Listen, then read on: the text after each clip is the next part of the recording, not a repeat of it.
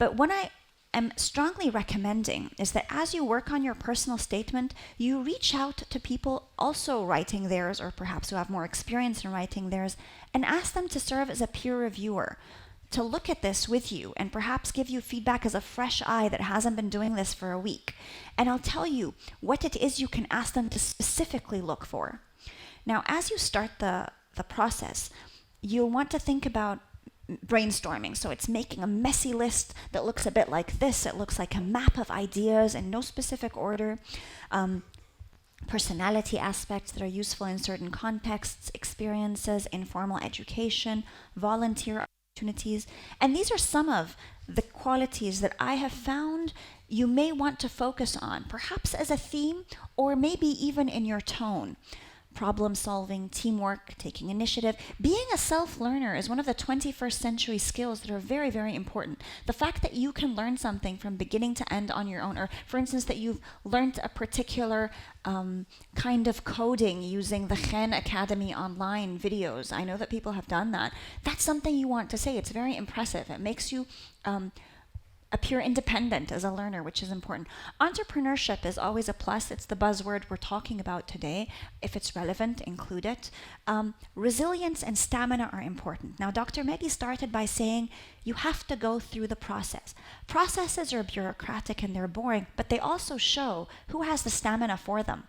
Now, studying at an institution has its ups. All of our careers have their ups and downs, but what they want to know is that you can stick with it, even when it's not exciting. If you're the artistic type that is able to do the interviews, show up on time, that's a very different kind of future for you, even as an artist, than the bohemian artist that just wants to do their art, right? I mean, this is the reality of the world we live in today. Time management, definitely. Diplomacy. Your intercultural skills. You're going to be moving to a different place. You have to be reliable in this new context. What have you done? Are you part of a club that's intercultural or interfaith even? Something, right? Brainstorming part 2. This is just at this point a list of reminders. What details aren't fully conveyed in the portfolio? Remember, it's the 3-point rule, and that determines your process of selection. What you shed, and you were really good at this. You said, that's what I'd lose because we already know it, and you're right. That is what you lose. Look at defining moments. Now, sometimes you'll surprise yourself and you'll think that your defining moment is something, but then the narrative that you start with that makes sense may be something else. Don't get very attached to something that I must say this. One of the things that you need to do, we always say this as writers, when you give this to somebody to read, really let go. Don't sit and explain to them, you know, I wrote this because of that, and I wrote this because of that. That's not good enough, because you're not going to be there with the reader who's ultimately going to be reading this.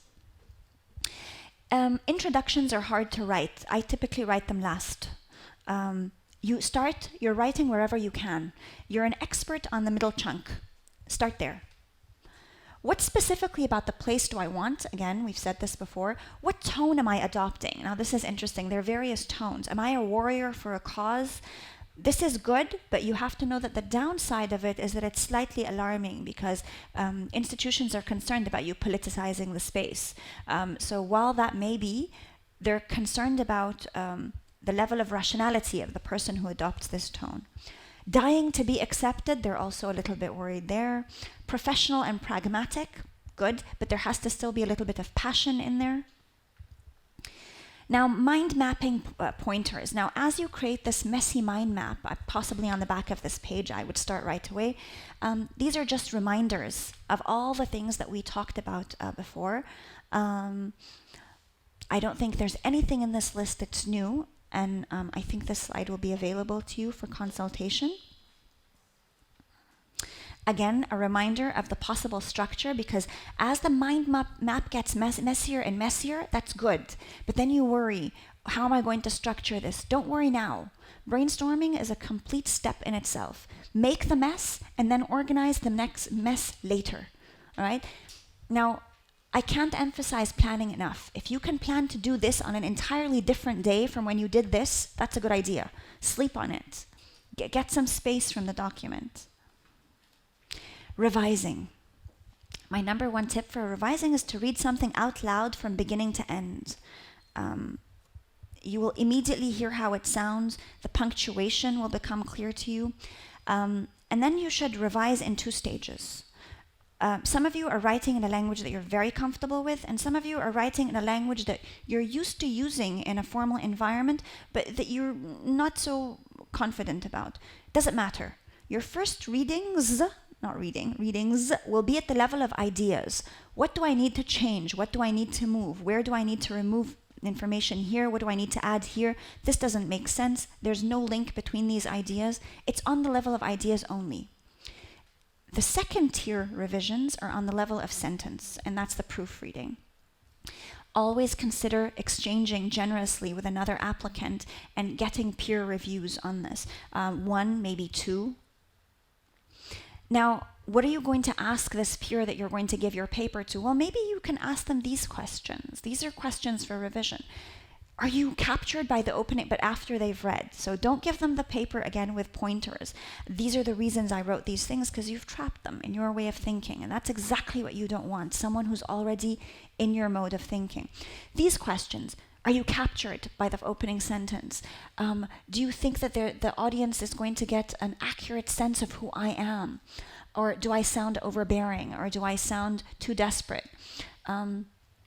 Is each paragraph about something completely different? All of you noticed in the second sample that the paragraph was a mess and we couldn't really tell what the unifying idea was. So you need to ask them, is every paragraph distinct in its own? Is there a logic? Here there was a lack of logic in our sample. I mean, we didn't understand why he was shifting specializations. We didn't understand much. Is the conclusion effective, memorable? This is another hard thing to write. And that's why in the possible structure, I give you this idea.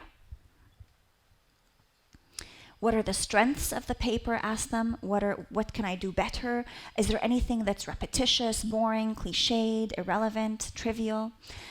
Ask them, after you read it, did you feel it had impact? Would this stand out amongst a pile of 100 others? Is there anything that I said that makes you worry, that makes me feel like I'm not sure? Ask them to identify those. I really hope this is a good start for you in writing your personal statement. I thank you all for listening and participating in this workshop. I wish you all the best of luck.